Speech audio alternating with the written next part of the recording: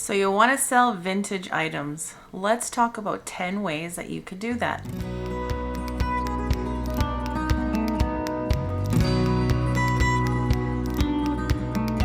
So maybe you're like me and you love shopping for and buying vintage items, whether it's decor or whether it's clothing. And maybe like me, you can't seem to stop and you have way too many things. So what's a person to do?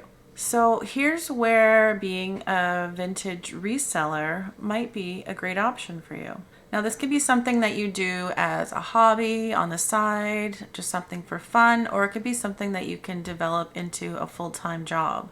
There's lots of different ways that you can resell vintage. So today I wanted to dive into 10 ways that I think is possible for someone to create a vintage reselling business. So we're going to go over those in a second. This can also be an awesome, fun way that you can support your passion and your hobby and your possible addiction. Now, some people complain that resellers, they charge too much, they shouldn't mark up their things as much, but the right way to do it is to be selling the vintage at whatever the market value is. Now, whenever I go to buy or list an item that I'm selling, I do my research first and I look to see what is it currently selling for online? Like, where can I find this for sale? What are the prices that people are charging? This gives you an idea of what the actual retail price would be for an item. And the whole goal is for someone to buy these items at below retail price, and so that there's room to mark it up and actually make a profit on it, because that's the whole point of reselling, is making a profit, because it is technically a business or a way to make money. So reselling also provides a service for people that need a specific item but don't have time to go out and physically find it on their own, much like any retailer would offer their products for sale and you would go buy those because it's something that you need. So you also have to keep into consideration that people that purchase from vintage resellers, you're paying for that person's time to go out and find and source these items. You'll have to clean it, possibly repair it. You're going to photograph it. You're going to weigh and measure it if you're shipping it. You have to list it if you're selling it online or even in person, but you want to list it online so people can buy it from you. And then you most likely have to ship it to someone. So all these things take time. And so what has to be accounted for in that amount of money that you can make between what you paid for it and what you're selling it for has to cover all of those things. So that's another reason why, as resellers, it's justified in the price that people are marking it up for, because it's a lot of work and no one wants to do any work for free, or there's really no point in doing it. You might as well just keep the items for yourself, right? So we know that there is a lot of time involved in finding these items and getting them all ready to sell to somebody. And also another great thing about buying from resellers is that you're supporting small businesses, because it's the way that a lot of us can make money, whether it's, again, part-time or full-time. You're helping a small business to survive and pay for them. So I think that is also a win for the buyer and the seller. All right, so let's get to the good stuff. And here are 10 ways that I think that you can sell vintage items for profit for either a part-time or full-time business. I'm going to go through them pretty quickly. I'll just touch on them briefly because I don't want to make this video too long. If there's anything that I talk about that you find interesting or something that you might want to look into, then you can go and Google it and research it and do your due diligence about figuring out how it works. I mean, if anyone is interested in something specifically, or I get a lot of questions about one of these certain ways, I'm happy to do another video down the road that goes into more detail. But pretty much in general, I'm just going to run through these 10 different ways, and maybe one of these jumps out to you and speaks to you, and it might be something that you might want to pursue or look into. So here we go. Here's 10 ways that you can sell vintage items. Now, I should also say that these These ways would work well for vintage decor as well as vintage clothing and accessories. They're pretty much all the same, interchangeable. So the first way that I'm going to talk about is through Etsy. You can have a vintage Etsy shop. I can't speak. You can have a vintage Etsy shop. It's a tongue twister, which is something that I personally have. I've had a vintage Etsy shop. I've had a vintage Etsy shop for, I would say, 3 or 4 years now. I can't believe it's been that long, but yeah, it's been a couple years that I've been doing it. I didn't even actually list anything for about a year and a half, but things would still sell occasionally. I was too busy with just things going on in my life. And I just kept it going. And then just recently this year in the fall, I started listing things again because I have a lot of stuff and I still love to go shopping for it. It's just something that brings me joy to do in my spare time. So yeah, an Etsy shop is probably the best way. You just have to make sure that you're doing really great photography and descriptions of your items, and don't be afraid of the whole shipping process. Once you get started on it, it's pretty easy. I personally just ship to North America, just Canada and the US, and I don't bother shipping internationally because I just feel like there's too many things that can happen with it being shipped to other countries, and then in Europe you have to deal with the VAT, and I just don't want to deal with any of it. So personally, I just like to ship within North America and that's it, or basically Canada and the US, not Mexico. But yeah, Etsy is my number one way that you can definitely sell vintage online. Now, some people also sell bigger things, and they do offer, even through Etsy, an option to pick up if they're local. So that's another thing to consider. So the second way that I would say is probably really popular is through eBay.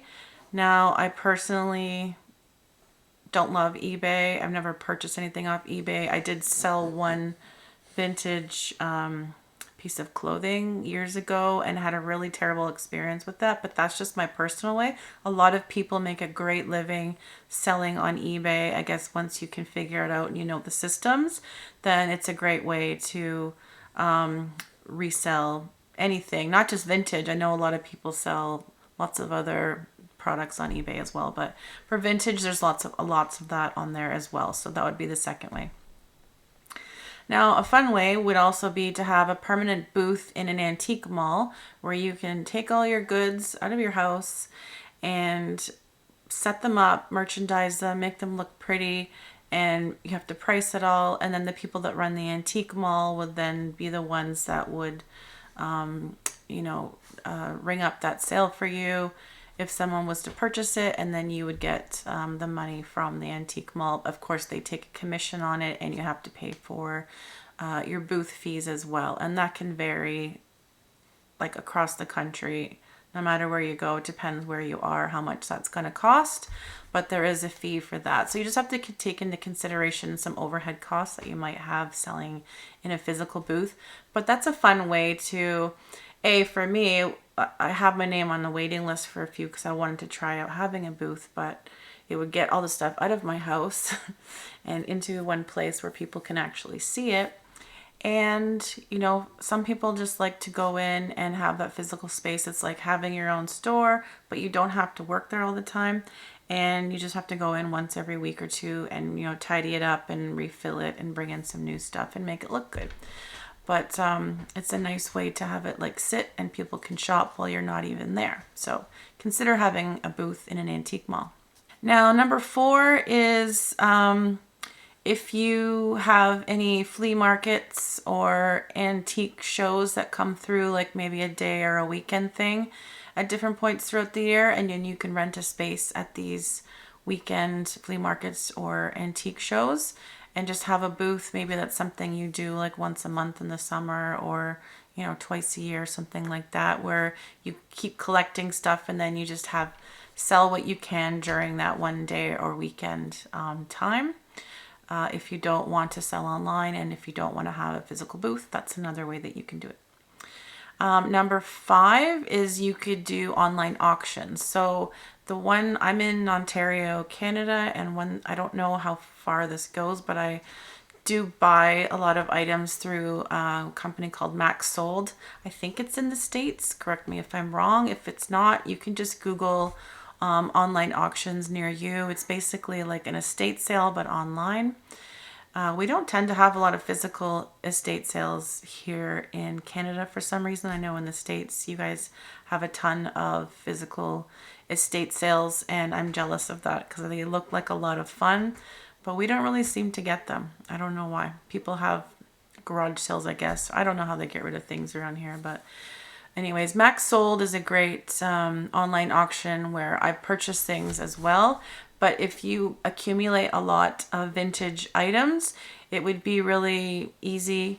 Well, it looks like it might be pretty easy. I'm sure there's a learning curve to it, but you can set up and have a online auction where people bid for things, and then it has a set time that people can bid, and then a set closing day where bids end, and then whoever wins, you have a pickup day set up for a particular date after the auction has ended. Say it ends on a Thursday, and you have Saturday designated as your pickup day, and then everybody that won an item in the online auction, they have a scheduled time throughout that pickup window. They come and pick it up and take it away. So if you have an online auction, everything that you listed in it will be gone from your house within a certain pickup period. So that's one way to like kind of list it all and get rid of it all at the same time, which is kind of good to know.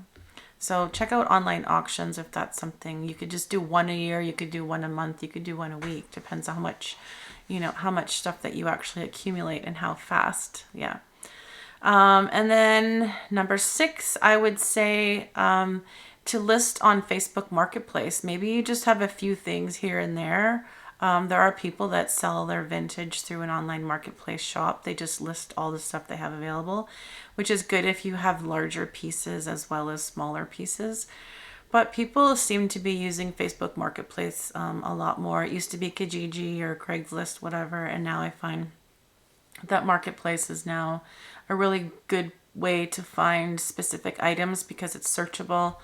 And then people can come and pick up from you. I mean, there's always a bit of a headache dealing with people buying on Marketplace sometimes, but overall, I think it's a great way to promote and sell any vintage stuff that you might have, because there's no set limit of how many things you can list. It could be one thing, it could be 200 things, so it's up to you. But that's a great way. You also just have to remember that people will come to your house to pick it up unless you want to go and meet them every time.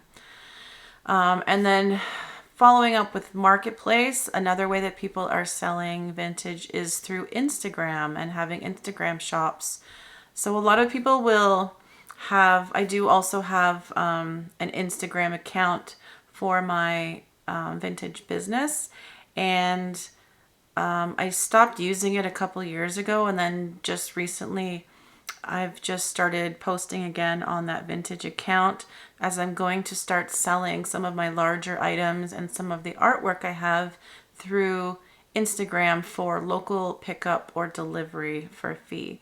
So I have an art launch set for Friday, which is tomorrow, after you're probably seeing this. But I'm trying this out. I haven't personally done it, but I know there's a lot of vintage sellers that will list an item, take some really great photographs or even a reel, and list some details about it, the price and whatever info. And then if somebody wants it, they can either DM you or comment on the photo, and they can purchase it through you, whether it's through an e-transfer or PayPal. I think in the States you guys use Venmo a lot. I don't think anyone in Canada really uses Venmo. I don't, or I haven't really heard of anyone that does, but I do know that it's popular. And they can also pay cash when they pick up. So there are different ways that you can take payments by selling through Instagram. But I think it is becoming more popular as well. So I'm curious to see how my sale's going to go this weekend. And I will start listing some of the larger items that I have been purchasing on Instagram for local pickup only, and we'll see how that goes. But I know people are doing it, and some people do it and then they ship it to customers. I'm just going to do it for my larger items and keep the items that I ship on my Etsy shop, because I feel like that's probably the best way that it's going to work for me.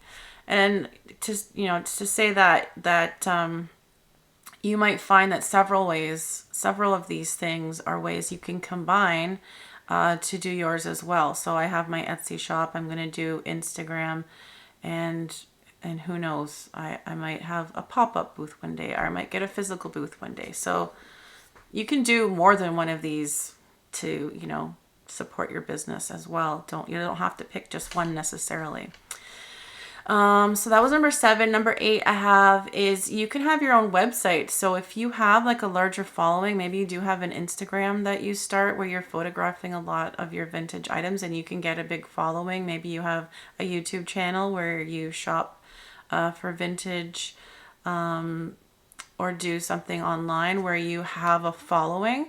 Then having your own website, I think it's great, because it's not like Etsy or eBay where they take fees from you. You can control all of that stuff yourself. You can control what it looks like, how much you make.